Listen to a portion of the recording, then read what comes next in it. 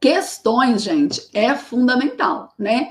Eu gosto de dizer sempre que concurso público não passa aquele que sabe mais, tá? Passa o melhor fazedor de questões, tá? Aquele que sabe colocar o X no lugar certo. Aquele que sabe dar a resposta que a banca examinadora está procurando, tá? É esse que passa em concurso público.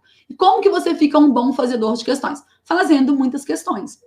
Só que é claro, gente, que não adianta só fazer questões, tá? Não é um estudo só por questões. Porque isso aí até pode ser usado em algumas situações, né? Eu já expliquei aqui algumas vezes. Mas em 90% aí dos casos, você vai fazer um estudo tradicional, né? Teoria mais questões. E aí, quando que a gente faz? Eu gosto sempre de fazer as questões. Se você estiver estudando por um PDF, você vai fazer as questões durante, né, o seu estudo ali no momento em que elas aparecem. E aí, quando você encerra um tópico, encerra uma aula, você faz aquela bateria de questões que estão lá no seu PDF. Se você estiver estudando por um livro, tá? Vamos supor, estou estudando Direito Tributário pelo livro lá do Ricardo Alexandre.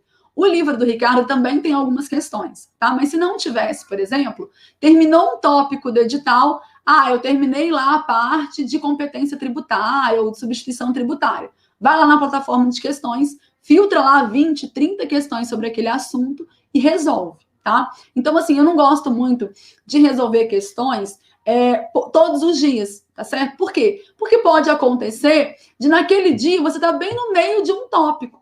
E aí, a menos que as questões sejam aquelas que aparecem no meio do seu PDF, porque aí quando elas aparecem no meio, o professor já direcionou, né? Ele já colocou aquela questão ali, porque é um assunto que ele acabou de trabalhar.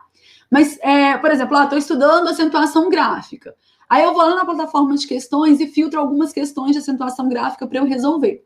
Só que eu não terminei ainda o estudo de acentuação gráfica. Então, eu vou fazer muitas questões ali de coisas que eu ainda não vi, de coisas que eu ainda não estudei. E aí eu acho que não é muito produtivo, tá bom? Então, eu gosto assim, resolve muitas questões, mas ou à medida que elas vão aparecendo no seu PDF, ou sempre no final de um PDF, ou no final de um tópico do edital, tá certo?